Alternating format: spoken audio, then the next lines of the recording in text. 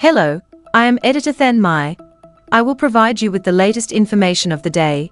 New HHS report urges exploratory therapy for transgender youth. The U.S. Department of Health and Human Services, HHS, released a report on Thursday, May 1st, aiming to discredit gender-affirming care, and instead encouraging transgender and non-binary individuals to try exploratory therapy or psychotherapy, and stating that mental health care alone is a way to treat gender dysphoria in children. There is a dearth of research on psychotherapeutic approaches to managing gender dysphoria in children and adolescents.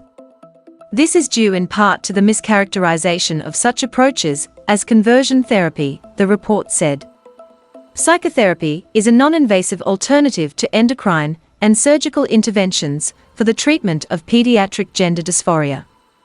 Though the report argues that this exploratory therapy is not the same as the long practice of conversion therapy, which is a practice of attempting to change someone's sexual orientation or gender identity, advocates see little difference.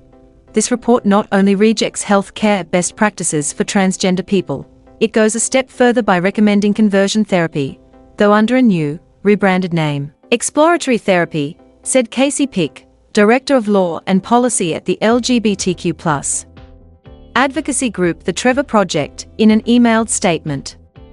Despite the report's claims, this is, in fact, the same harmful practice of conversion therapy, just using friendlier language. We urge this administration to respect and support people for who they are, and to let families and doctors make decisions based on what keeps people healthy, not government ideology.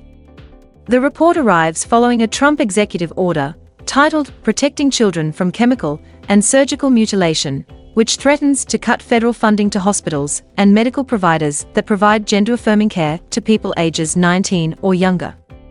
The executive order directed HHS to release a report on the existing literature for treatment for children with gender dysphoria in 90 days, which fell on April 28. The language used in the report expresses a shift in policy and in sentiments regarding gender-affirming care, referring to the practice only as pediatric medical transition and referring to gender confirmation surgery as sex reassignment surgery.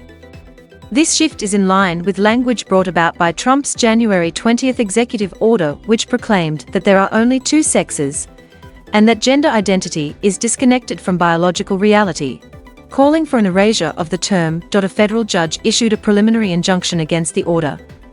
And though the order hasn't fully been enforced, some federal offices, including the Centers for Medicare and Medicaid Services, issued notices stating that they will change their practices to comply with Trump's restrictions on gender-affirming care. Conversion therapy aims to alter someone's sexual orientation or gender identity. It has been proven to be ineffective and harmful to LGBTQ+ people, and it can include a wide variety of practices. Endorsing this kind of therapy is devastating, says Shannon Minter, Vice President of Legal of the National Center for Lesbian Rights. Being gay, being transgender is not a choice.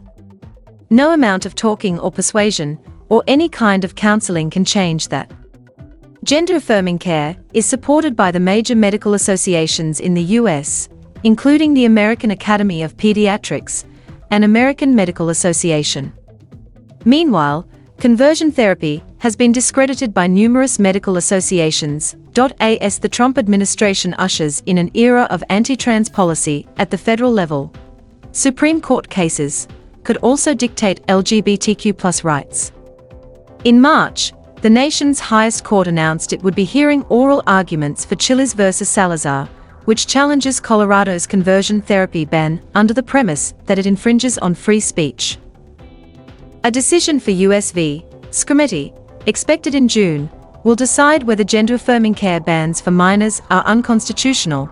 Those cases just raise the stakes of the issue even higher and create really maximum danger for transgender young people, says Minter. Worst-case scenario would be for the Supreme Court to uphold state laws banning essential medical care for these young people, and then turn around and strike down state laws protecting LGBTQ+ youth from conversion therapy. That would be a devastating double blow. A 2022 report estimated that there were some 300,000 transgender youth ages 13 to 17 in the U.S., According to UCLA School of Law's Williams Institute, Trump's executive order on gender-affirming care also called for investigations into this type of health care in sanctuary states, stating that medical professionals were maiming impressionable children. Trump also declared April as National Child Abuse Prevention Month, and in his proclamation stated that he is taking action to cut off all taxpayer funding to any institution that engages in the sexual mutilation of our youth. More than 500 anti-LGBTQ+ bills were introduced on the state level for the 2025 legislative session, per the ACLU's legislative tracker. In Kentucky, legislators voted to overturn their existing conversion therapy ban, legalizing the practice in the state. Attacks on gender-affirming care have been much more rampant in recent years, as 26 states have passed laws limiting access to such care for trans and non-binary people. According to the Human Rights Campaign, this isn't about us as doctors. This is about our patients and ensuring that they continue to get the science-based, evidence-based, standard of care medicine that really keeps them whole and healthy, says Dr. Moisa Ladinsky, an academic general pediatrician at Stanford Medicine who treats children with gender dysphoria. Ladinsky was named as a plaintiff in Ladinsky v. Ivy, a 2022 lawsuit against an Alabama law that criminalizes parents for allowing their children to access gender-affirming care. The case was later taken down, and another lawsuit against the Alabama law was filed. Experts and advocacy organizations warn of the detrimental effects of conversion therapy. A peer-reviewed study conducted by the Trevor Project in 2020 found that young LGBTQ+ people who underwent conversion therapy were more than twice as likely to report attempting suicide compared to those who did not. Nearly half of all U.S. states ban the controversial practice, though attempts to ban it at the federal level have never proven fruitful. A 2023 Trevor Project report found that conversion therapy still happens across the country.